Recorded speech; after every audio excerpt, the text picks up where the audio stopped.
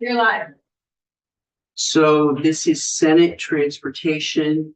It is February 10th, Tuesday, and we're getting started for the week.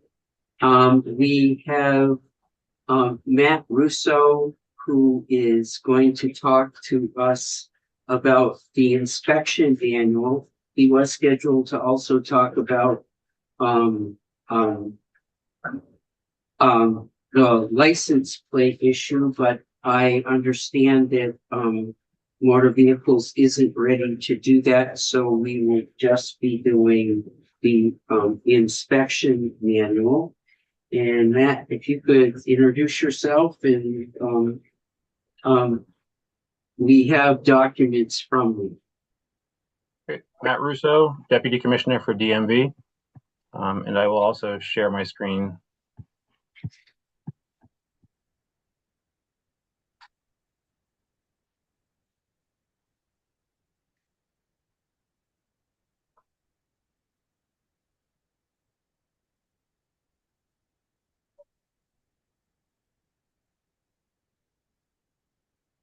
Right.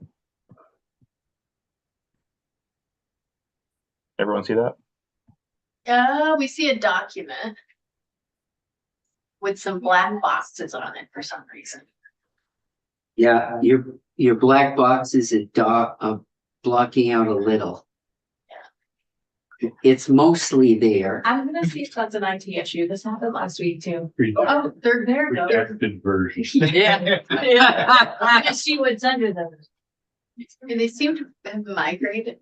Is that any better? If you X out your left nav bar, that might give you a little room. Cool, Yeah, that at least moved it over. Now we got a black box on the side, but it's not covering. All right.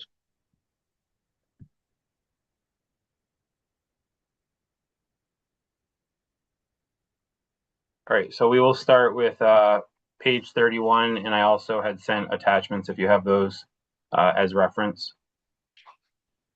Page 31 is wheels and tires. Our proposed changes are to modify 2 of the bullets and remove number 4.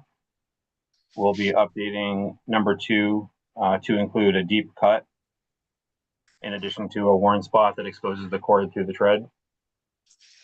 In number 3, we're going to keep any tire that has visible bulges, indicating. So, if you can hang on here. So I have another document, that Pleasure Car and Light Truck Periodic Inspection Manual. So when you're referring to 2 and 3, is that under the rejected if? Correct. Yes, Okay. reject if. Yep. So we should be going back and forth between the 2 documents. Yes, for reference, you can go back to the inspection manual document. Okay. Yep. And then we're removing number 4. We did take the word cut from number 4 and put it into number 2. But the weather and the ozone is more indicative of aging. So we took that out because that seems to be an issue at inspection. And I'll just keep going, but if you have questions along the way, just let me know. Power steering and suspension. We're going to move the following from failure to advisory. Power steering, belt broken, and vehicle continues free rocking motion after release. And these are more about, in our note section, these are more about ride quality and not direct safety. Brake performance. We're removing the section that has a road test requirement. Again, we've referenced other states' inspection and checked with inspection stations, and this is not a requirement with any other state after a brake change. Page 36, rotors and drums. We're removing the word rust from if more than ½ inch of pitting, which was formerly rust, exists. We'll keep the definition of rust in the note section. We're going to add language, evidence of cracks on rotor drum extending to open edge. and strike the word chips from brake lining shows evidence of cracks or chips, or if adhesion is compromised. We have a question. Yeah, if you don't mind, questions as we go along? Yeah. The roads are, thank you, obviously a big deal. I heard from a constituent, a suggestion. Because as all y'all know, there's different sizes of rotors, so a half an inch on small car is very different than a half an inch on a big car. So he was suggesting that we have a percentage of the rotor for instead of just a 1/2 inch, or in addition to it could be oars, but just having a percentage of the rotor having rust would be more impactful than just a 1/2 inch.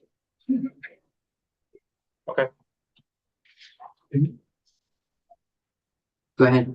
We had in this committee, I think 2 years ago on this discussion, had DMV send a bulletin to all the stations about rotor rust. And I don't have it in front of me right now. I can go look it up, but in that, there was some language about how to interpret it. 'Cause instead of forcing DMV to go through the rules to make this kind of change, we just had them send a memo. So I'll find out. I don't know if you know what I'm talking Yeah, about? I do. I remember that. And it was meant to explain the whole rust situation, which has always been an issue. And we're still getting complaints about rust. And so I think that we just wanted to clarify that the safety concern is really around the pitting and not so much the rust. But it's the pitting that will change braking distance, I'm assuming, not some surface rust. Right. We're just removing rust completely. Yeah, okay, then that's definitely an improvement, but I heard might have a point about the amount of pitting. But if we remove rust, I think that'll be a big help.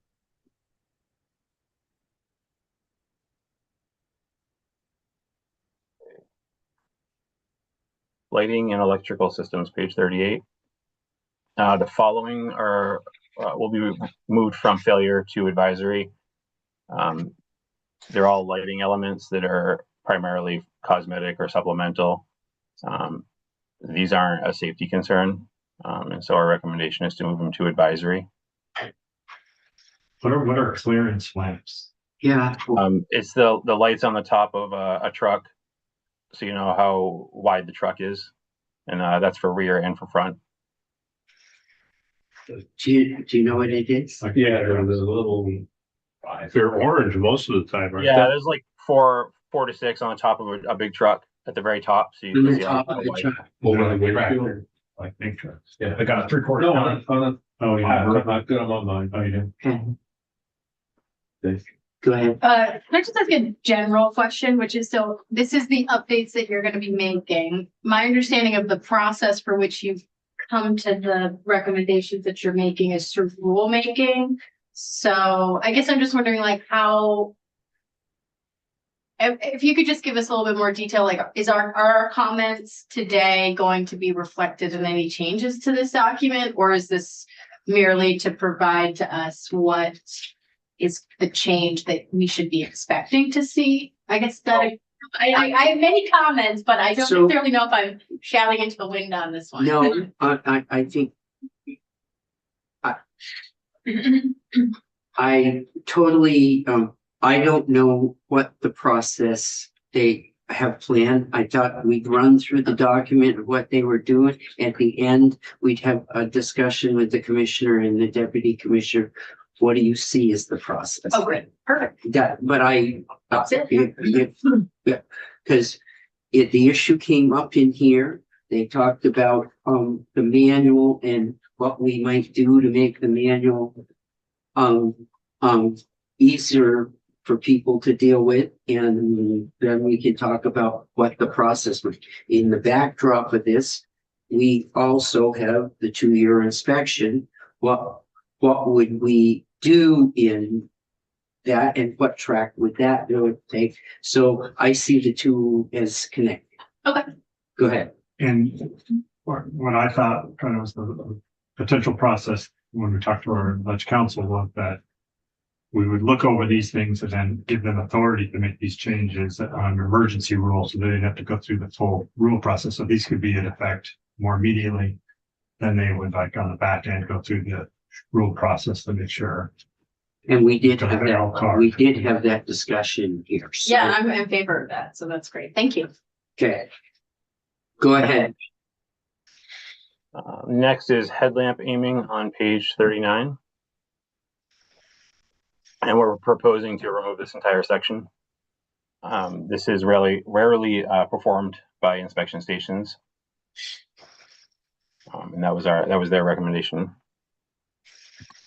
Anything on, like I says, it's come to my constituents. You might all know what I'm about to say, but headlamps are extremely bright for a lot of people and can be even disorienting if someone's behind you and it's coming in the back. Do we have any limitations in our inspection manual for being too much light coming out of a vehicle's headlamps? I'm not sure if there's anything about the brightness or the type of bulb. I think they're federal. I think we talked about this before. There's some federal. Yeah, they went from something to, what's the new ones? The LED. They go LEDs. which like. Right. Yeah. Well, thank you. Yeah, but they can be, really. I just, this is my technical term. I hate them. Yeah, there you go. Go ahead. All right. Next is instrument cluster, speedometer, defroster, horn on page 40. The following will be moved to advisory: airbag warning light, speedometer illumination, and front defroster function. This is keeping the brake system failure as a failure, but moving the rest to advisory. So we're only keeping the one that really is a safety indicator.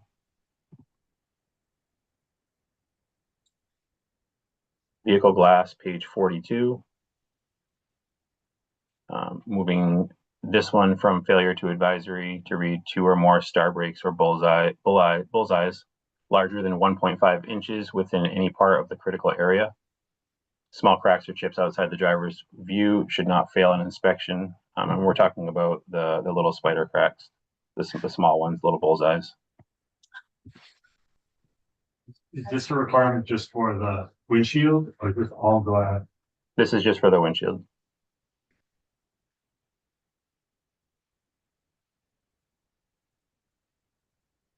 Side windows, page 43.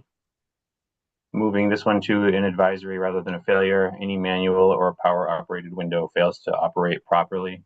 And that's for both driver and rear windows. And while it really is more of an advisory, it's not a direct safety issue for a driver. Exterior body and sheet metal on page 46. Proposed changes are moving from a failure to an advisory that portions of the wiper blades that contact the windshield are ripped or missing sections of rubber. Again, this is more of an advisory.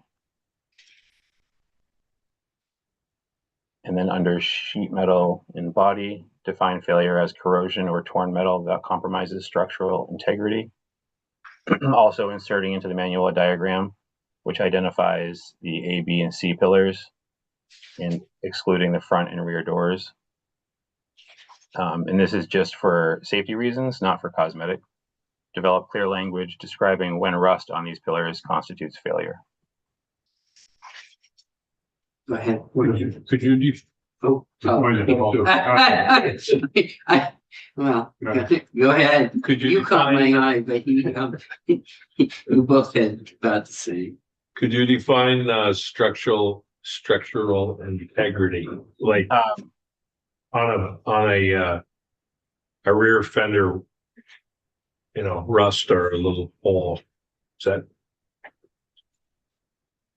as it pertains to that? This is specific to the A, B, and C pillars of the vehicle. And so we want to include a diagram showing exactly where the rust cannot be, so that it does not compromise the integrity of the pillars. So the structural integrity is only in relation to the pillars? For this portion.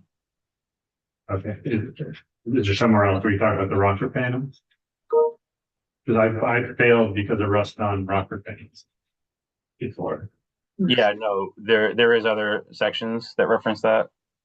This proposal is just for page 46, specific to the pillars, but there are other sections. And so it seems like, Senator Brown's question, if there was just some rust over the wheel wells, it might be structural integrity of the wheel well, but it's not a safety structural integrity of the vehicle and wouldn't fail. Right, and there's also, in that section, there's an area about the metal tape that you can use over a certain size rust hole. And that would just be, that would pass if you had that metal tape. So that wouldn't be a fail. Right now, if you put the tape over, it's failed, but when you're changed, you wouldn't have to put the tape over, you could just pass with a rust hole in your fender. Right. Yes, yeah, yep. And that is not, and again, that's not included in this section. Do you have changes to the rust on other parts of the vehicles? Because we're down the last page of the stuff. We do not. I'm sorry, what was that question? It's like if the rust on the frame or on the rocker panel, that they're not suggesting a change to that. So it would probably be helpful in this part.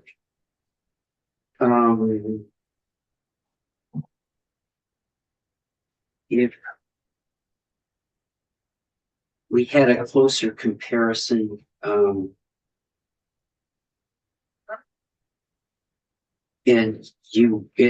I'm on, it says page 38, sheet metal body, rejected vehicles. If we've got more of a side by side here of what's in and what's out. Yep.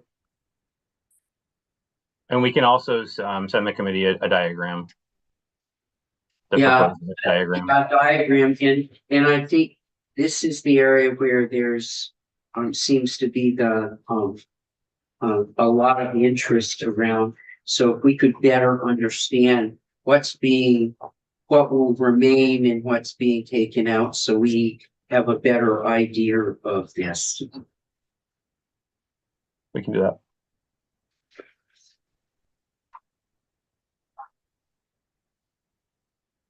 And then the last is just renumbering the pages to align with the online manual.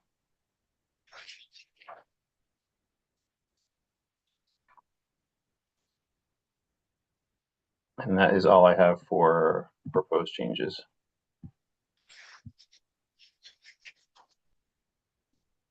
Questions? Well, just a comment on a question. These seem like significant changes. So I appreciate the work. And I think we should have some time for members of the public to digest these, and see them before we make a final decision. Well, I think if we get back something and we can better understand the rust around that, and then I think we'll figure out who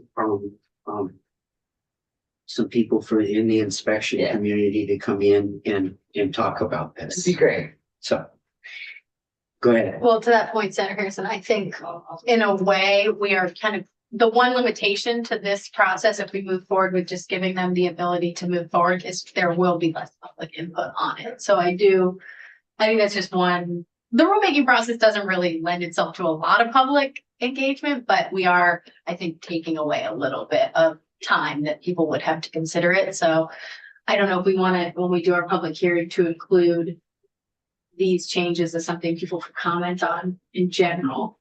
Just We could do that. because I'm not a mechanic, I'm not a body shop person. I reacted to each of these going from failure to advisory for the most part is positive. But to your point, you have a constituent who already had suggestions. Yeah, So. and I'd like I'm sure there's to others. give him the opportunity to. Yes. If, if we get this to some final draft, we can post this and say this is part of the hearing. Great.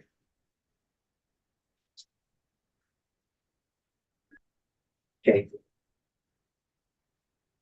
So the question, and you should state your name before you talk, Commissioner. Sorry. It, and we're talking about expedited. How would you see this moving forward? So, because I know it came up last week in committee about this committee approving if we can get some. Did you say your name? Oh, I apologize. Sorry. It's been a perpetual Monday. Sorry. No. Andrew Collier, Commissioner of DMV, for the record. I know we had proposed a kind of complete change of the rulemaking process, and we're happy not to move forward with it, but we think in an expedited manner moving this forward, I'm just not familiar how that process, if this committee approves it and it goes, how Well, I much of think that is. what because there's so much attention around inspection and all of this, but I'd like to see us put some language in the miscellaneous DMV bill from and you can tell me if this is wrong, or like the staff can tell us it's wrong, but we would reference these rule changes and it kind of instructs you to go to expedited rules. So we have referenced that. What we are looking at is kind of a hearing, maybe the last week of this month.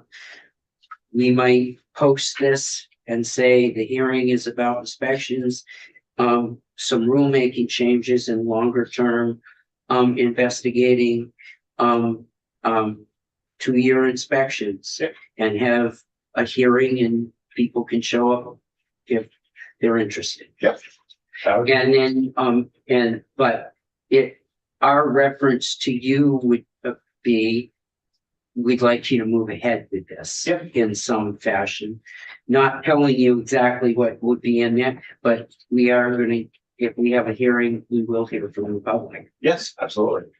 That would work for us, and the only thing we're just waiting on timing is, again, if we come to agreement on this and that path forward, we just have to make that change within the AVIP system, the inspection system. So we're just waiting on how long that would take the vendor just to complete that. It's not gonna be thing. I just want to make sure we have a good timeline. So what I like from DMV is you to sit down with Damien, our staff, and come up with some language that we might put in the miscellaneous DMV bill to, that would accomplish what we just talked about. We can do that.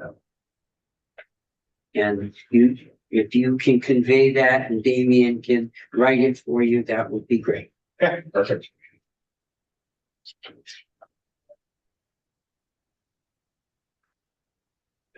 Before he goes, is he gone?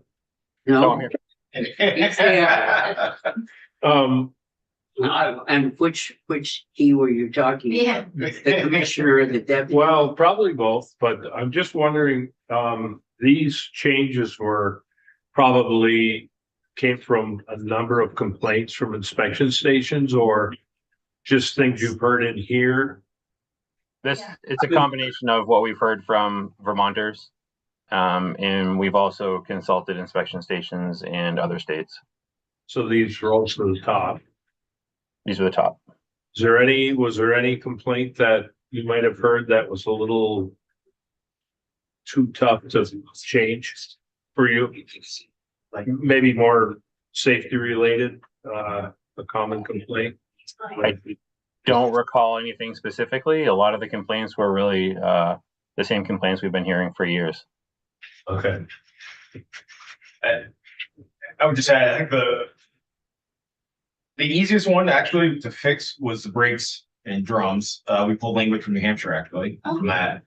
The one that is just, it's hard to fully grasp the Rust one. We have a good plan with that, working based on some other states. We have a diagram, and apologies, I thought, we had that, but, I think the Rust one at least would allow some more vehicles to pass that, really are drivable, and are not safety related within that kind of A through C column, which is the passenger compartment.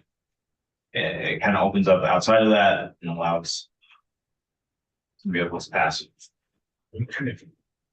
So before, because I want you to hear, and this is, my question to the committee, if we were gonna have a hearing and we did it on the 24th or the 25th, that's a Tuesday or Wednesday.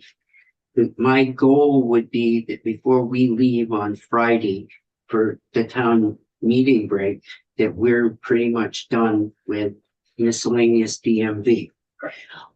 Would 4 to 6, in either room 10 or 11, whichever, would either one of the, are either one of those days out for anybody?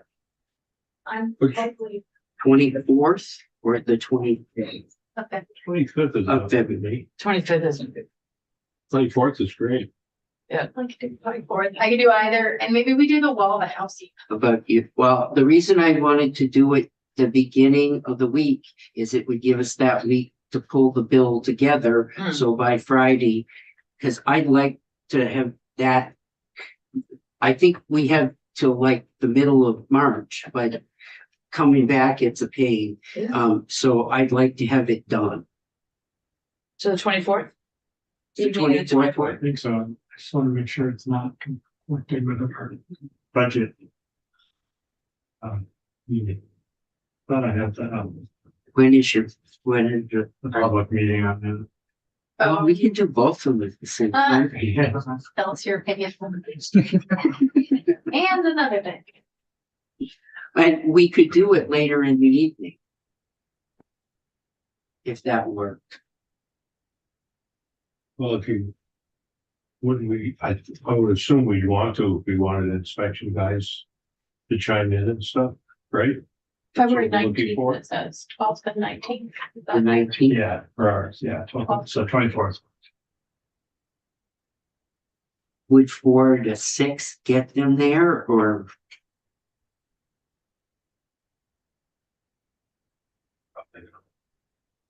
If they're. Well, if you're, most places are closed by 5. And if we allow people a Zoom option, What about 5 to 7? 5 to 7, does that work? Yeah.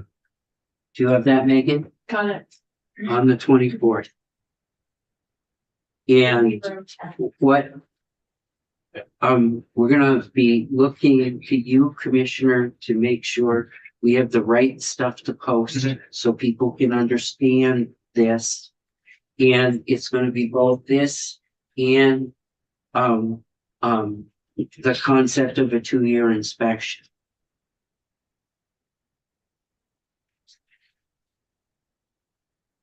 That make, Yeah. Oh, sorry. I was just gonna say, Commissioner, it might be helpful if you could have it on the. As like strike through in additions to the actual document, like if we're gonna cut out this, have it strike through like we would bill language, Okay, as. That makes people, especially if they're inspection stations, they're used to looking at the manual, they'll just see it struck out or added language.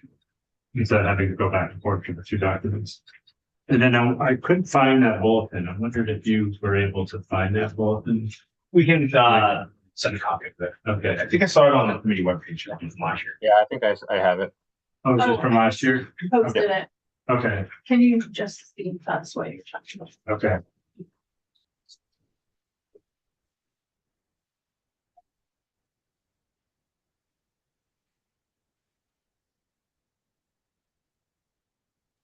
Posted for under today, Yeah, if you refresh, that should. under some from. right. Can I ask a question while you're looking? So Commissioner, it sounded like you had other thoughts. When we were talking about the rotors, when you were just explaining things, it sounded like you had more ideas than what was, on this. You had more details. Oh, on this? No, I was just saying, we stole, this updated verbiage from New Hampshire on how they handle, well, I guess they still have it. On what they handle for, the brakes right now. Okay, So So- it's so- removing the rust, we're getting rid of that ambiguity of it, and then we're sticking with the cracks of the open edge. Which they clearly define as a safety issue on theirs. and can you start thinking about what percentage of the rotor surface would be an appropriate percentage? Cause I'm just gonna keep asking about that, because it really does make a difference. So we're getting rid of rust though, so we don't. Okay, or the pitting. Right? Because just a half inch is different with different cars. Right, so So what size of car, what rotor, what's the sample regular rotor that the half inch is meant to measure? So Maybe that's, we're gonna remove that first section of the rust, so we're not gonna define a failure as rust on the rotor. I understand, but this pitting is still defined by a half an inch, So, right? so the pitting, so the rust, so they're, what was happening was they're saying that half inch down from the top edge of the rotor downwards from the open edge. Any rust there, they were saying is not good. We're saying now, we're not gonna look at that. I understand, thank you, I'm sorry that it's not clear that I understand the rust part. But what I'm getting at is the measurement of a half an inch is a different situation depending on, or like, how did you pick a half an inch? Oh, Or how how was did this? somebody how did- pick a half an I'm not inch? sure how that came about. So if you could just put some thought into it, because like my rotors are pretty small, right? So a half inch would be a larger percentage and more impactful. You get a bigger car. I know, I might, but it's working well now, so. And I would just say to you, Commissioner, it would be nice for us to have a statement from you and DMV to talk about, here are the things, here's what we're trying to do with rust, here's what we're trying to do with the inspection manual from an extremely high level. Here's the things we're trying to accomplish. Yep. And then we would post that with that in front of the hearing. And we'll want to get that posted within the next couple of days.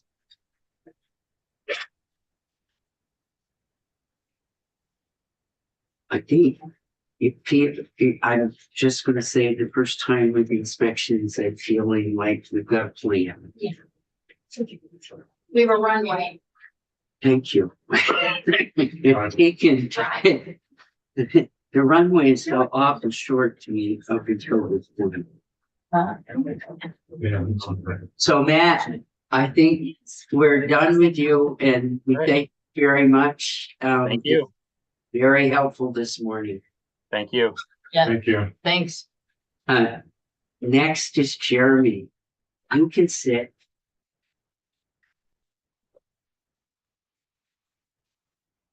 Do you have good news or bad? Oh, I have news, you can decide what it is. Oh, very good. That's bad. That's bad. He's always bad. He's always mean to me. Logan's got worse news, so there's that. Oh, no. And Chris, Yeah. Well, he's after you. He's just before lunch, so he can spoil our lunch.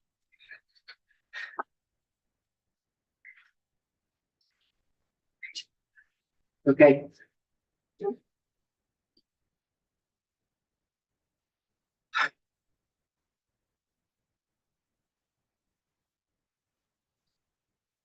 So I think that when you sign it to share, if you put shares on Or the PDF. Yeah. Because I think the reason we're seeing The those. whole red stack boxes- of stuff. I don't know if you know. I didn't, On that. didn't realize it was that. Sharing. Okay, Like a new bug. I'd say for this. okay. I'll try to just share the power or the, Just the, PDF. so yeah, If that works. we'll see if that works. And so IT is right.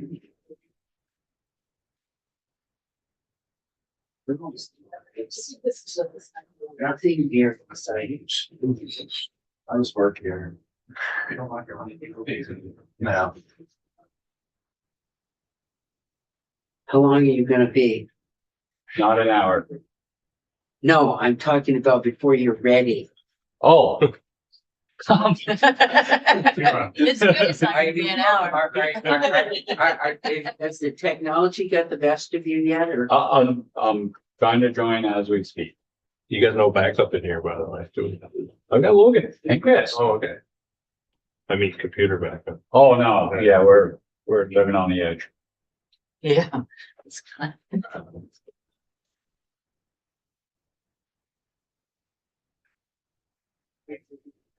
That's a half inch of the.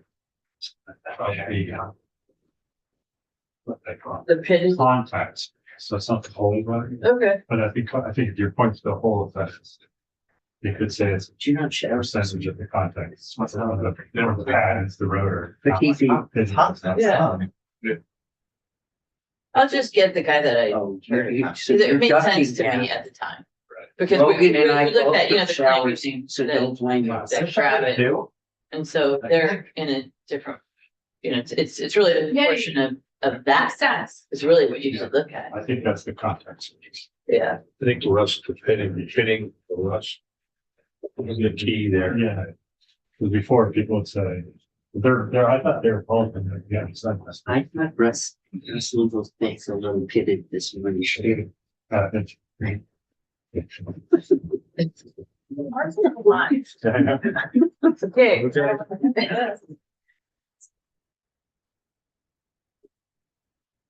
Ready? Yeah, this is your show. Oh, yeah. Okay. No, it isn't. Yeah. Okay, good morning. Thank you. Jeremy Reed, Chief Engineer, Agency of Transportation. And just a handful of slides to demonstrate what the correlation is between the state and federal funds. Now, I've got a whole slew of caveats and assumptions that went into this, so I'll certainly get those out of the way here. Was your name Jeremy Butt Reed? Not quite. Is everything's got a butt in it someplace, or? No, I don't want to be accused of misleading the committee. So, what I'm demonstrating looks very strictly at the highway divisions. I did not consider any discretionary grants. I have removed federal highway funds that don't go to projects. So that would be the ER funds, but excuse me, remove non-formula federal highway funds as well. So non-formula federal highway funds would be ER funds. Remove federal highway funds that don't go to projects are like highway work programs and like our asset management is heavily funded by federal highway. So I'll remove. What you're basically talking about is the core of construction. Yes, I've taken basically the formula funds we use to build our capital program that we can count on an annual basis that are predictable. This is the meat and potato of, the funds for the beaches. Yeah. Obviously, I've taken some assumptions based on what the reauthorization of the surface transportation bill will be, and those are kind of shots in the dark at this point. But I've demonstrated a couple of different outcomes. The other thing I did is understanding that there's a potential 5-year recapture of the $50 million purchase and use. I've tried to scale that in a manner that's illustrated here. So in the first year, FY27, I said I took $0 of that. So what I'm trying to do is establish 27. Now, this is different than the governor's recommend, but I'm just trying to establish again a baseline sort of traditional budget without any recapture, without anything. 28, I took 5 million of the potential 20 million. And so again, how I kind of came up with that is I said 12 million would go to indirects that we are baking into the 27 budget. 3 million would go to other key fund initiatives, and then 5 million would go again to our core capital projects. So you are assuming that it will all go to the T fund? Correct. Just, this is the proportion. that I would sort of, again, broad assumptions here. This is what I'm saying comes to highway for matching formula funds. And Why wouldn't you use all $20 million for funding that? well, for instance, there are other agency needs potentially within the T fund. And we know that we're using 12 million of indirects this year for the 27 budget. And I think if we could end that practice, we would, because that frees up $12 million of federal funds. And 29 of the 30 million, I just took 13, and 30 of the 40 million, I took 20. And then in 31 of the 50 million, I took 22. And again, no real science behind that. I just made some broad assumptions based on to start somewhere, basically. Okay, go ahead. Was I seeing, by 31, you said 50 million, but am I seeing a $58 million number somewhere? Yeah, I don't know what the projection is. It could very well be there, because I think it's actually 53 or 54 today. Okay. But again, since I'm making a lot of assumptions, I'm just using round numbers for this exercise. So this is a slide you've seen before, talks about all the revenue sources, and really the intent here is just to demonstrate that yes, our federal highway money is roughly $375 million, but after I strip out all the things that I said I was stripping out, it's really closer to 275. So that's the number that I based all of my assumptions on, and the examples rather to follow. And the TIP fund ends this time, right? The TIP fund doesn't end, I just didn't include it in the analysis. So I think that basically flatlines around 15.6 million in going forward, because that's again relatively flat based on the gas revenue, gas and diesel revenue. So again, I've ignored that and set that out to the side. But I guess I was thinking our debt is. Our debt's been expired for 3-4 years now. Okay. So we get to use that to, just like T fund, but for a specific subset of projects, typically bridges. Oh, okay, so it is restricted to something. Yes. Bridges. Yeah, I think it Or has. large projects. Well, it's not necessarily the size of the project. It has to have a 30-year. 10-year serviceable life or something like that. Tenure? I think I it's, thought we were at 30. Yeah, when we did it, it was like. Did we change it? I think it's down to like Okay. I could be wrong, but So bridges are easy to Right. pop into that. yeah, a paving project, not so much. Got it. I think we can justify, for instance, Pittsford brand new road reconstruction, because that has a service life pretty long. So it's bridges typically, and then if we have new road reconstruction. Yeah, And the buildings. TIP stuff had to be unique. Yeah. When we Yeah. started this, to have it not, and you'll appreciate that more than the rest of us. It had to be unique and its own specific source to not tip, the bonded indebtedness of the state. Hmm. It could be separated out in its own, so it didn't affect the overall indebtedness of the Okay. state. Okay. So here are two runs. This is a very simple spreadsheet. And what I did is I just said, and again, broad assumptions here. I said, what happens if federal funds escalate at 5%. And then state funds escalate at two different scenarios, 3 and 1.5. I think 1.5 is closer to the target. In the highlighted portion, you'll see what that is. So in 2027, again, just to establish a baseline, we've got roughly $275 million in federal funds, roughly 50 million out of the T fund, which yields essentially $325 million total program. And generally, again, based on what types of projects we use or do, that works out to about a 15% match that we have across all programs, right? Interstate's 90-10, town highways 90-10-10, normal state system is 80-20. So once you aggregate all that, 15% is kind of the approximation. So basically this fifth column, excuse me, tells you where the lines between state and federal match cross, and anything below 15% essentially tells us that we have run out of state match, essentially. So in scenario 1 here, I took an escalator of 5% annually and 3% state escalator beginning in 2032. So again, one of the assumptions I made is it was just flat until the purchase and use is fully recaptured, and then a 3% escalator on top of that beginning in 2032. And so with that, essentially it shows that you run out of state match in 2041.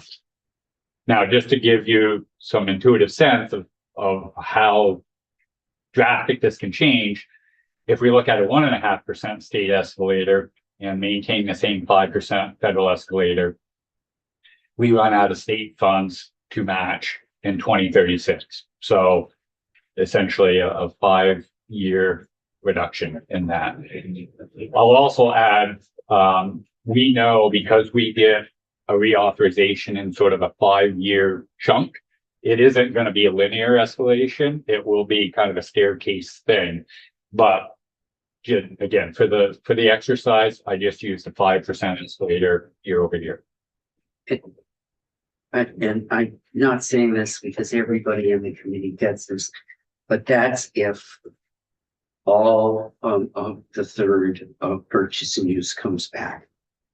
So that's counting 22 million of the 54, 58, pick the number. So it's based on, yes, all of it coming back. Some of it will go for other uses, like paying off indirect maintenance, other non-core highway project functions. So this is non-core construction. correct. I would say plowing the road. Yes. Is a core function. Yes. Good, correct. Now we've had a winter where if you didn't plow the roads, I couldn't go very far. Yes. So this is looking at recapturing 22 million of state match on our formula funds, basically. Okay. Yes. So again, similar exercise, what I did is I dropped the federal to 3.5% year over year, and I kept the state more in line with the targets. Again, you see a fairly significant difference here, essentially with a 1.5% year over year increase of state. The lines don't cross until 2044. So I'm a little slow in this, but my question, can you remind us underneath what the estimates were for fuel taxes? Or combustion engine fuel taxes? I don't know that I have that number. I think Logan can provide some. I think the total was 1.7, 1.3, something like that. Total T fund growth. Well, we're gonna come back, but you took the assumptions of the economists. Well, what I did is I offered two separate scenarios, one at 1.5% growth and one at 1.8% growth. And I want Yeah. to say And their assumption was more precise than that, but in that ballpark. they were in the ballpark, but that would kind of incorporate that and no increase in fees. Correct. And kind of in the highs and lows of what, the estimates were for, that's where you get between 1.5 and 3. Correct. And again, I did take out the highs and lows and made it a true linear thing, which we know after 10 years, there's going to And be. when Logan gets in the chair, well, I'm gonna ask to drill down a little bit on those assumptions to, but thank you. Yeah. I had a 3.5% escalator on the federal side and a 1.8, which I think is on the high side a little bit. You see we're out at 2046. So obviously, and I just want to make this point, sharp contrast between a 3.5% federal increase and a 5.5% federal increase. And with that level of uncertainty coming out of Washington, this is an exercise to show how it changes and can change drastically. But I'm in no position to sort of handicap what the reauthorization could look like. And again, no inclusion of grants and other funding sources, potentially CDSs, things like that.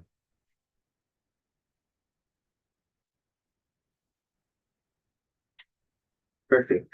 So if I'm looking at, we get underneath this, this is my high level take. We got all of the purchase and use tax back. We're looking at the feds between 1.5 or 3% and 5% increase that we've got just for construction, not Right. Not any money within our T fund for the towns, not any money. But this does accommodate no new money for the towns, just living with the formula and maintenance in our plowing, just the regular increases. We've got if we got all of the purchase and use tax now, we've got someplace a decade or a little more before we run into trouble. Yes, and again, I didn't consider anything. It's not that I included it. I just flatly ignored it beyond my initial assumptions of how much of the purchase and use. I'm not making any statements whether in 2033 there would be enough for the towns or for maintenance. I think Logan might have some numbers to best guess that. This is strictly looking at, we captured the entire purchase and use of assigned some proportion to it. And then from that point on, there's some linear growth from gas and fuel tax, purchase and use, all components of the T fund are sort of linear growth at that point. But yes, somewhere between a decade and 15 years, there becomes an issue with matching federal funds.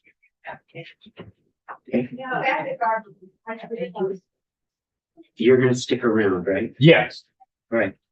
I'm gonna ask you to retire to the bench. Temporarily. And Logan.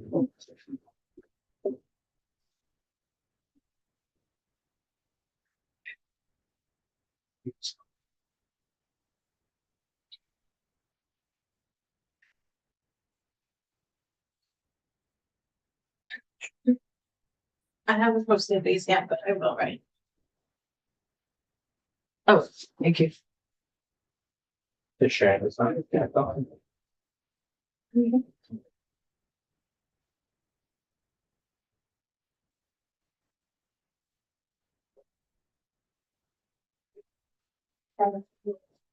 you.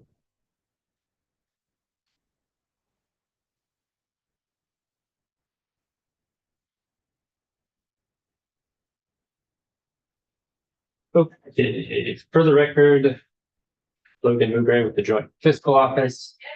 I have a presentation kind of similar to Jeremy's, sort of creating this hypothetical scenario to sort of estimate what the future might look given sort of the purchase and use proposal and some of the other constraints. The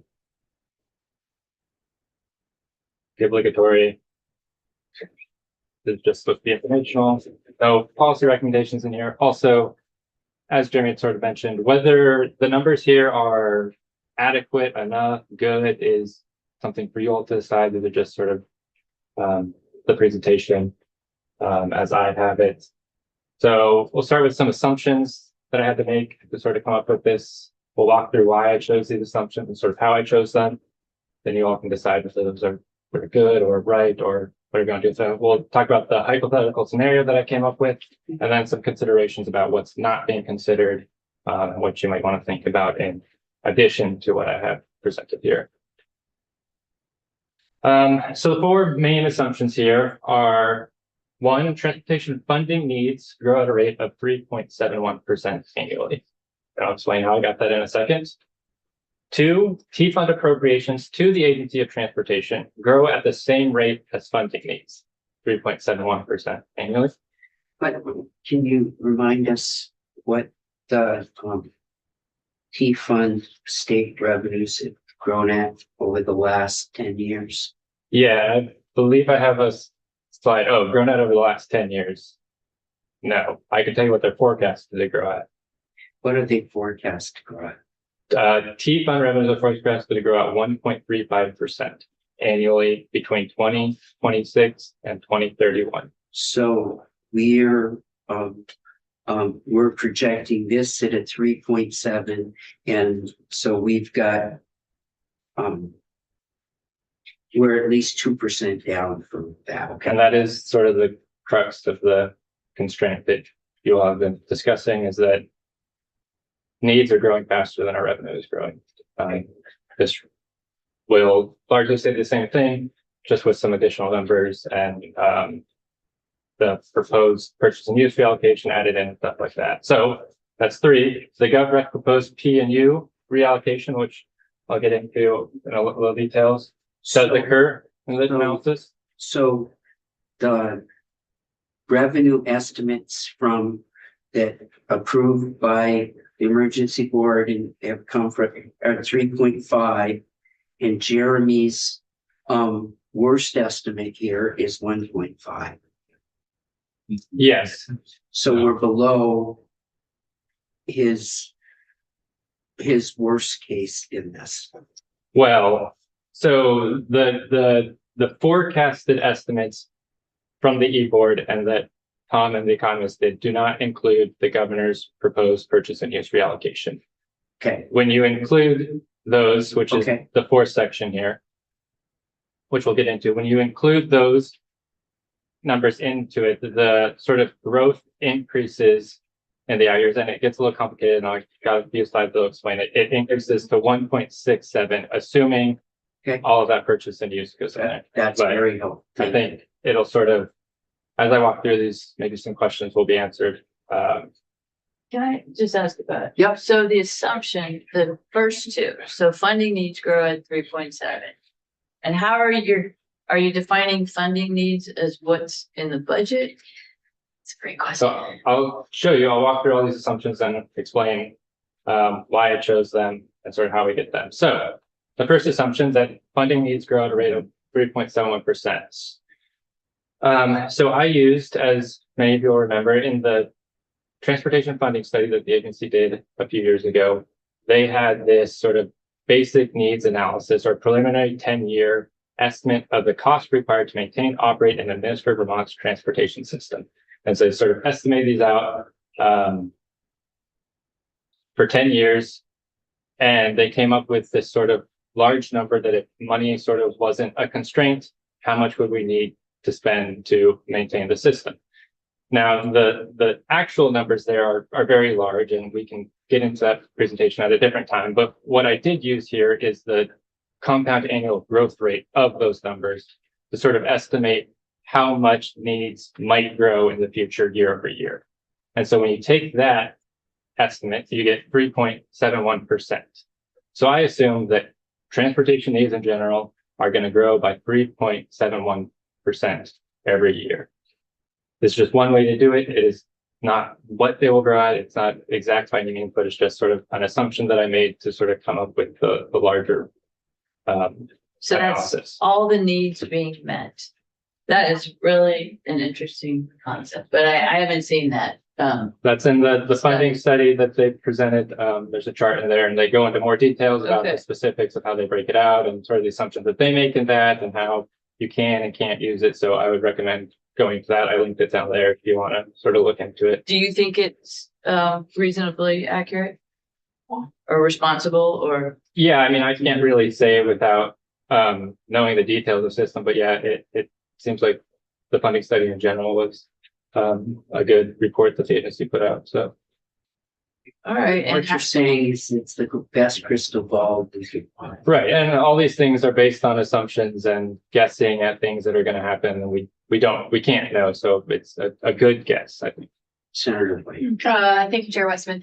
Yeah, I think, well, I just want to make sure the question that you're asking is, does it meet the needs? Right. And I think that's a different question than kind of the one we're wrestling with here, because I think this is what the V-Trans folks thinks meets the needs. And I don't necessarily know if that's meeting the needs of our community when it comes to some of the things I've heard them request for updated infrastructure and funding for towns in particular. So I don't know if that's a fair point. Jeremy got a hand up already though, so. If I could share, so I think the important thing to take from this is we're not talking about meeting the needs, we're talking about the growth of meeting the needs, right? Because if you look at 26, it's a $1 billion budget, right? So this is just talking about the growth of the needs, not necessarily meeting the needs. And I just want to clarify that. Yeah. Well, it's the growth of the needs and it's for the towns, what we're statutorily required to do in a formula.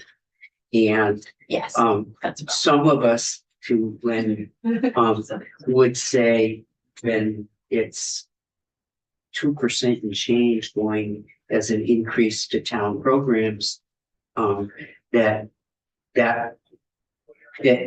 they're facing more pressures than a 2% growth. Right, and just our economic experience the last few years has just been very unusual.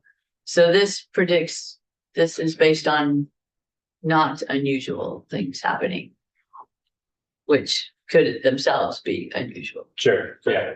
It's hard to forecast unusual. Right, right.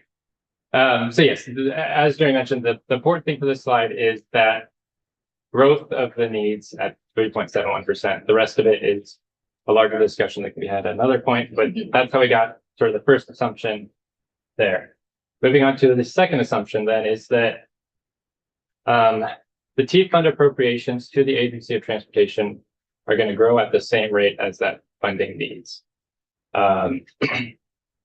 This is an assumption because, as you all know, the budget doesn't grow linearly every year. But in order to sort of look at this in the out years, we have to assume something. So I'm assuming that it's going to grow at the same rate as the needs grow, sort of to keep up with the growth in the needs. So if you use the FY27 GovRec transportation budget as a base, and then you add or increase it by 3.71%, you get sort of the following potential T fund appropriations going to the Agency of Transportation. Assumption 3, the GovRec purchase and use reallocation proposal occurs. So in the FY27 budget, it's proposed to phase down the purchase and use tax to the education fund by $10 million per year and reallocate the funding to the T fund. And then the chart below shows that breakdown. Shows in FY31, the F fund gets zero now, and the T fund will receive about $175 million. So that is included in this analysis, is that T fund will be receiving all that additional revenue. Okay. And then 4 is the T fund grows at a rate of 1.67% annually between FY 32 and FY 37. And it's for those years specifically, because those are the years past the forecast. And so essentially, the first section of this, the FY 26 to the FY 31, has in the purchase and use line the increased revenue coming from the P&U reallocation.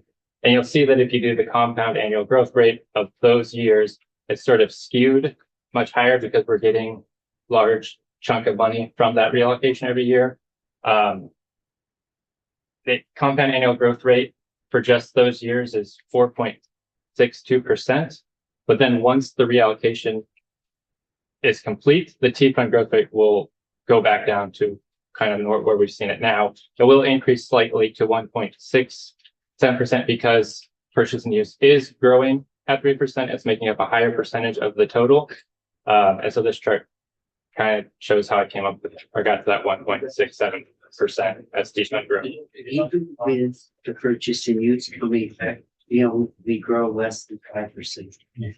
Correct. Go ahead. Well, I've made the point to the Secretary of Transportation when we had our joint meeting, and I think we've had the conversation, but the data is disagreeing with me. So it's always tough when your assumptions are wrong. But I had assumed the purchase and use tax would not be growing even at that 3.12% rate that you've got listed here. Largely because I'm under the impression that we might be hitting a recession soon, just based on my witchy sense. And it seems to be that purchase and use tax goes down significantly when we experience those types of financial recessions because people aren't purchasing vehicles and it's more volatile. So this is positive and disagrees with me and my assumptions. But do you have an understanding of the volatility of purchase and use? Like, what is the likelihood that that 3.12% will be a consistent amount, or do you have reflections on that? I couldn't really say. Again, the 3.12% is what the economists sort of forecasted it at. I'm just using that and assuming it can change in the future. There are a bunch of things that could change. These numbers sort of shift around every 6 months. This is just what is currently being forecasted, and then I'm assuming it continues out to the future, but it could very well change. Okay, thank you. Do you want to go in front of them? You're the chair. So, let Chris go ahead.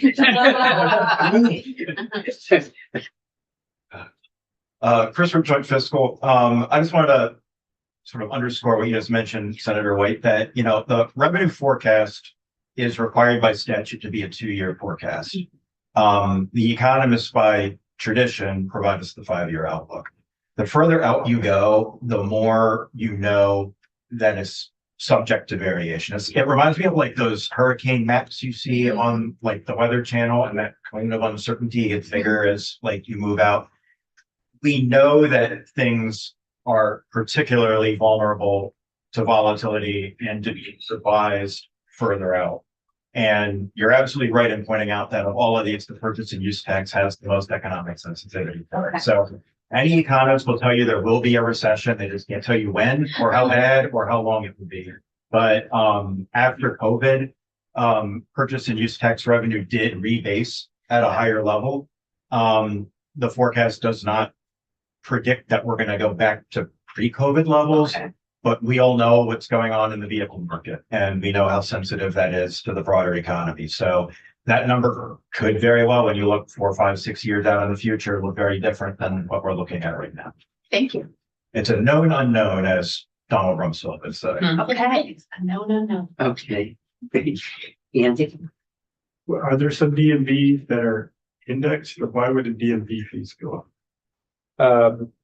Population growth, people buying more cars potentially.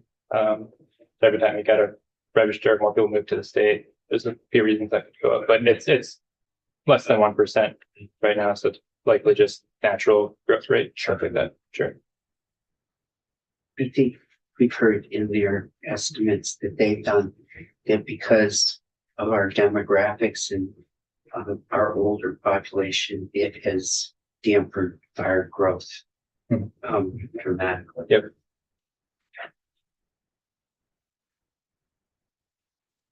Okay, so then if you add assumption 3 and 4 together, so you add the additional revenue coming from the purchase and use proposal. And then in 32 to 37, you assume it grows at that 1.67%. You can sort of get this for hypothetical T-fund plus gov proposal revenue. So this is T-fund revenue in this hypothetical situation. And that gets you to this scenario. If you add these two together, so the top line of that chart is that hypothetical T-fund plus gov rec proposal revenue. The bottom is the hypothetical AOT T-fund appropriations. Those are the two sort of things we just looked at. You can see that due to the additional T-fund revenue coming from the proposed purchase and use reallocation revenues, purchase and use reallocation revenues keep pace with the needed appropriations until FY 33, at which point appropriations then exceed revenue. And it's essentially just a matter of one is growing faster than the other, right? So between 27 and 31, we're getting a substantial chunk each year from the purchase and use, which allows us to grow faster than needs.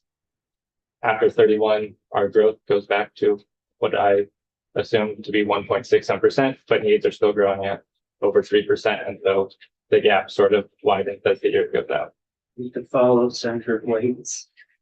This is all with a flat rosy projection, no bumps. So here's the chart if you want to see it. The orange bar, excuse me, is the growth in the T-fund revenues, and the linear growth in the AOT T-fund appropriations. And you can sort of see growing faster, and then we're not growing faster. Why the in FY 30? So that's when the purchase and use reallocation transition ends. Oh, And so we will have gotten all the purchase and use back, and that growth rate will sort of go back to closer to what it is now and be about 1.67% instead of potentially closer to 5 or 4.5%. So you're essentially seeing a 4.5% growth out until FY 31, and then a 1.6% growth in the future out years. but let's say we did MBUF. Let's say it all came together right around 2030 or 2031. We might actually, that might not be an accurate, we might be able to pick that. He's only doing, I think. Okay. If you increase revenue to the T-fund, it'll change the growth rate, yeah. That's kind of the interesting piece for me, is I'd like to understand actually when that would affect it, because if we can time it, that would be, wow. Do you mind if I stop you for a second and we have a little conversation?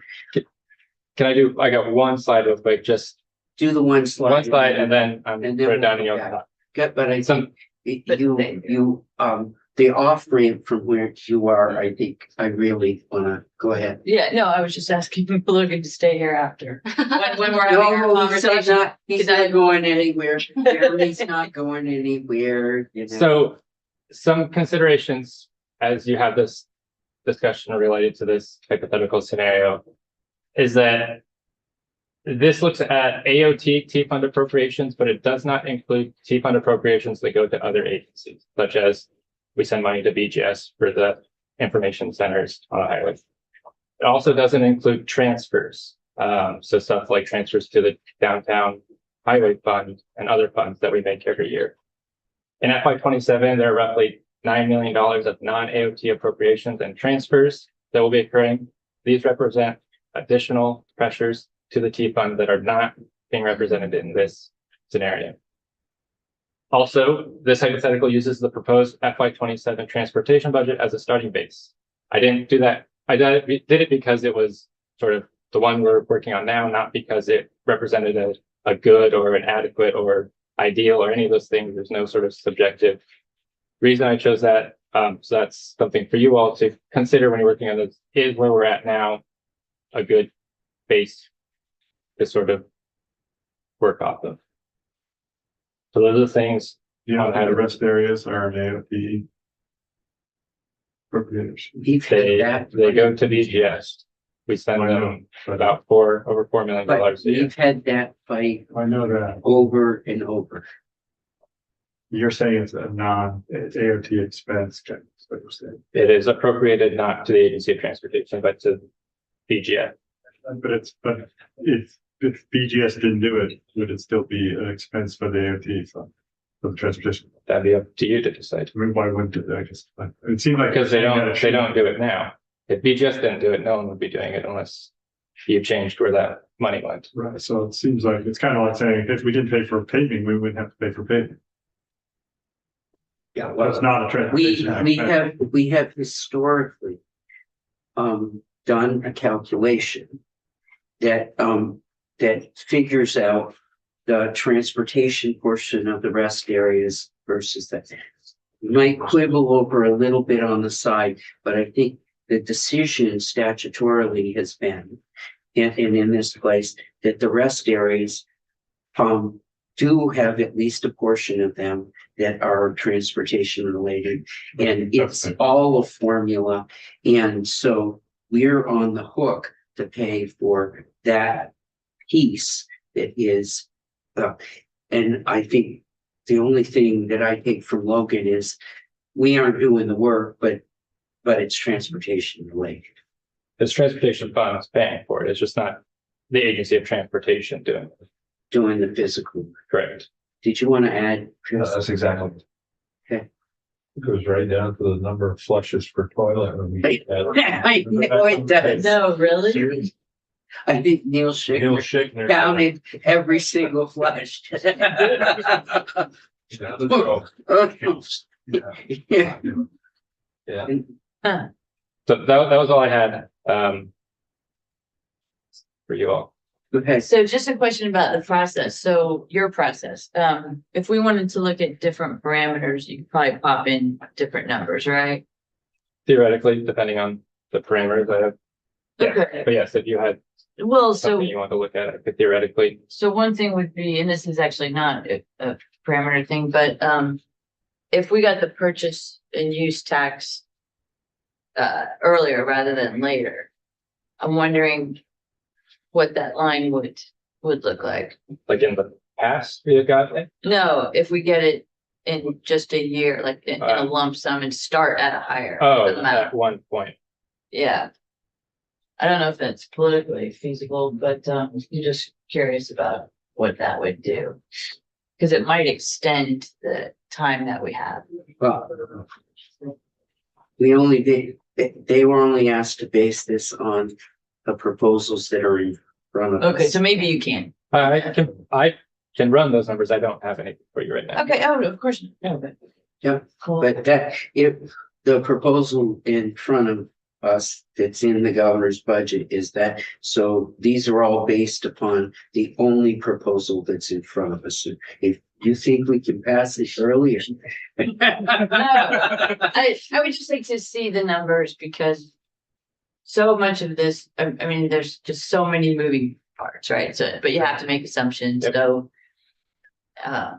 It's tough, it's difficult, and I know we're not talking about this now, but I would just like to know more about the transportation, the TIB. Mhm. And why we stopped using it. I can answer that. Go ahead. Chris from Joint Fiscal, we still use the revenue into the TIP fund just on a pay-as-you-go basis. We don't use it for borrowing right now. There is the ability to do that again in the future if the environment makes sense to use that tool.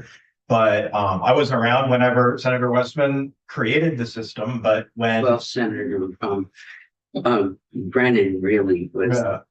But 15 years ago, when it was thereabouts, when it first went into place, there was a lot of expensive bridge projects and in the pipeline at that time. So it made a lot of sense to borrow and knock those bridges out at that time frame. I think whether or not it makes sense to borrow again using the TIB money depends a great deal on what type of projects are in the book. Because it would not be a great idea to be routinely borrowing just for like paving projects. Because debt service could eat up all of the organic growth in our revenue base. And since the TIB's revenues are kind of constrained because it's based on the price of fuel and we know fuel consumption is going down, there's only so much we could use it to borrow under current rates. So it is something, it is still a tool in the toolbox if the situation makes sense for us to use it. Right. But it wouldn't make sense for us to just routinely bond to do paving projects. No, and I'm Given the not, nature of what's in our book. thank you, and I'm not suggesting that, it's just some of the costs of our projects have increased tremendously, especially, you know, the projects that are not paving, but, you know, just a reconstruction of a road. $30 million for, that. Yeah, I mean, it's just, so, but then what you're, you know, responding with, and it's reasonable, is that then the cost of the borrowing is gonna be higher too.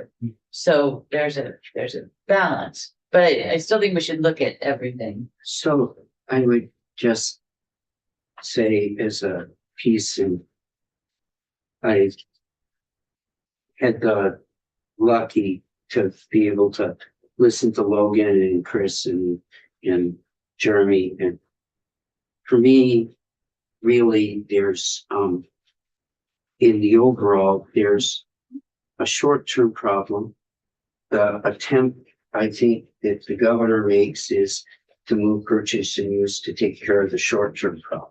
We may be able to accomplish that. We may not be able to accomplish that, but that would be a solution. And it is really, with Logan's numbers, a 5 to 7 year fix. And then from me, there's a long-term program, and the conversation that Senator White talks about with vehicle miles traveled in that is we need to look at that as the shift in the decline happens in fuel taxes, that appears with the only states that have done it to be the most logical direction that places with experience have gone ahead. For me, the next piece really is, I personally, and I think I hear it a lot, and I've heard it in this room, and I can stand corrected. The area that we woefully underfund is our towns. So the question is, with those, how do we deal with the short-term problem? How do we deal with the long-term problem? And I think we've now got some examples in that. The next piece is, what do we do? Is there a way for us to positively affect our municipalities and where they get? So those are the three big areas I see from a high level. And I think we've taken a fair amount of testimony and to back up where we are. Yeah. Is that vision a lot? I know, I like that, and I talk about stormwater utilities a lot, but seriously, in many towns, half of what the public works department does is stormwater management. If you look at ditching and culverts, so finding additional revenue, not from the same people, but from different property owners, and including an incentive to reduce the generation of stormwater, it really can make a difference. Because it's seriously half of a lot of towns, public works, little towns. Is that But that's it. from a very high level? Is that what we're all seeing? Okay. I would go further in that I really would have appreciated us having the ability to look at the revenue sources that could be increased to actually meet the greater need and go above and beyond what the AOT budget has in place over the next year to 2 years. But I respect that conversation is not, we don't have the political will for that. So I'm really appreciative of this direction, although I would push us to go even harder and really consider some of the work that they're doing, there's a bill that a bunch of House members just introduced, which does have the revenue delivery fee, so there's things like that I would have appreciated if we could investigate, but I understand that that's not on the table at this time, so I am happy to move in this direction. Andy? Yeah. Sounds good. Yeah. Yeah, I don't think there's a person in this building, legislator in this building that shouldn't be for that. Everybody has a town they represent, everybody, So for the next 2 days, intermittent in what we're doing. I'm gonna say this, and I've said this in front of appropriations.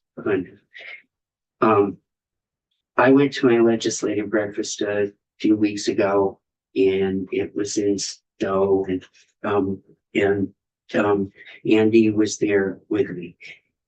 We have a number of communities that are trying to increase the local option taxes above and beyond the 1%. And the state now has a surplus in their pilot fund. And right now the split is 70-25. And so, but on that 25% that goes to the state, there's a surplus. And what I and Stowe is in the lead on this, but I understand Brattleboro is looking at that. I've heard from We've got a people few. No that names yet. Woodstock might, and there are a number of communities. The split that would happen with that is we might I want to bring up because that will be increased revenue and how that's split. So I thought what we would do is spend the next couple of days talking about local option taxes in here, what the history is, where it is. And there might be, there will be a proposal put on the table for you to look at from a high level, rip it apart, change the numbers, that's a place where it looks like there might be some new revenue coming. And if that was, or at least a piece of it, directed directly at the towns in those 3 areas that we just all seem to agree that would create some revenue for that. So we're going to spend a couple of days taking a look at that. I think I'm actually really excited to hear more information about that proposal because I think it hits kind of the 2 buckets that we've talked about, which is having local towns get support. So I think my main question would be what would the fund or where specifically the money would go? And that would be up for us to have a discussion. Yeah. And then the second part would be what is the amount over time that we could anticipate so that we can. So I really appreciate you taking the time to investigate that one because it seems. What's the surplus right now in that one? I haven't found Andy. There's no 11 million, 14 million. Chris, my fiscal is a moving target, but it ended FY25 with 15 million. So that doesn't reflect, the appropriations you all made in 26 out of the fund, and it'll be lower than that by the end of 27. But it's and the governor's made a proposal Correct. to shift some additional costs from the tax department that benefit towns over into the pilot fund. So that's on top of the amount needed to actually cover. That's a surplus on top of what they have to actually meet the purpose of the pilot. and that's out of the 25. Okay. The 15 million, let me try to split this. The 15 million already accounts for the money going in to the towns and everything else. That was just the ending balance at the end of FY25. You need about 12.5 million a year to make your pilot obligations, give or take, a couple $100,000. Then there's other costs that come out of the fund as well. Okay. So that's great. Yeah, this would be a nice conversation. Brattleboro was asking for local option gas tax, which I think gets complicated pretty fast. Yes. But But, yeah, but I'd like to know more. we're about it when gonna, we talk we're about gonna it. get, we're gonna have a discussion about local option taxes, what it looks like now, how it was created. So we get a little grounding and then talk about. I would just say for me, when the governor's proposal for me goes in and does help the tax department here in a little bit there. Would we not just come up with a formula that helps all towns? And that starts a conversation that you might want to go down the road with revenue. So just kind of, so when you say all towns, really, local option is only for bigger towns generally, but But you it- really mean all towns? Some towns just don't have anything to tax. Right, exactly. So, They could do a local option tax on their one screamy state. right. So that's what I'm wondering. If you about. have that. Right. Yeah. On the one stop But lane. some don't even have any, yeah. Well, I think the point is it's for towns who would put forward a second percentage on top of their already existing 1%. Okay. We would, if I'm understanding correctly, we would split that money out potentially to fund all towns Oh, or transportation needs. So oh, the town, it's interesting, you split up which community Stowe, you used to have Stowe, you now have Stowe. Yeah. But I think the main issue would be talking to specific communities who would probably want the whole hog to go to them. Where now we would be, Although it's already, so, the 25% already goes to the state, so it's the second percent, instead of going to the state for the other needs, it would just go directly to the town highway. oh. Or a portion, this is, Yeah. I don't Okay. think this is any attempt to take. Will be to take it all, but in the The town formula. will still get their percentage, so they shouldn't care. And quite That's very frankly, I would say the 25% that is the state percent that we get, we have a surplus. Yeah. And we're picking apart that surplus in as a piece. What should the formula be for towns that go above and beyond? Yeah. And so the attempt will be to take a look at that. great.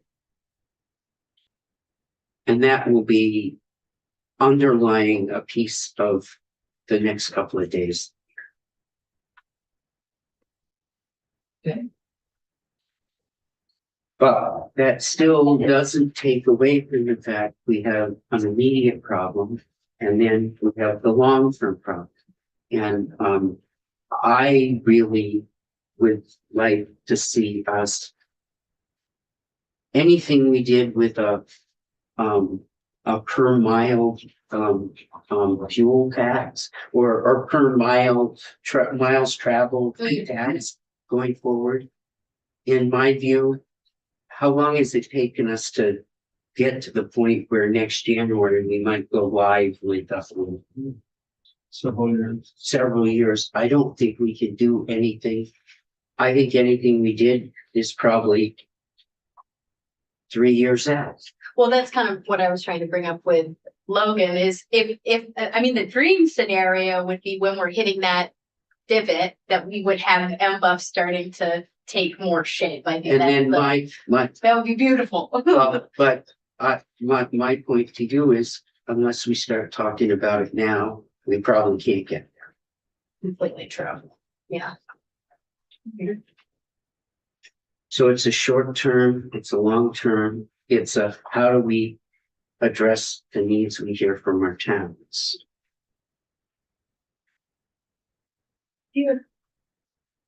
Logan, I know that we have talked about indexing the gas tax and kind of what that looks like with different states. That index, the construction index, that we could potentially tie it to, where does that see? How does that trend upwards over the next 5 years? So the National Highway Construction Cost Index, I'm not sure that they forecast it out into the future. I think Oh, it's they a don't. backwards looking thing. Oh. I could look into that and see if they have estimates. And I don't know if Jeremy has thoughts, but I don't think that index itself has like Would be the forecasted rate, because it's hard to know what's gonna happen Yeah. tomorrow, right? Most states tie to the CPI, right? Some states do. Some. Yeah, we can even do something like that. And to Logan is right, I believe that is a strictly backward looking. And actually, I think the last quarter they have is quarter 1 of 25, actually. Posted. Thank you. Perfect. Thank you. Yeah. I think we are done for the day. If you could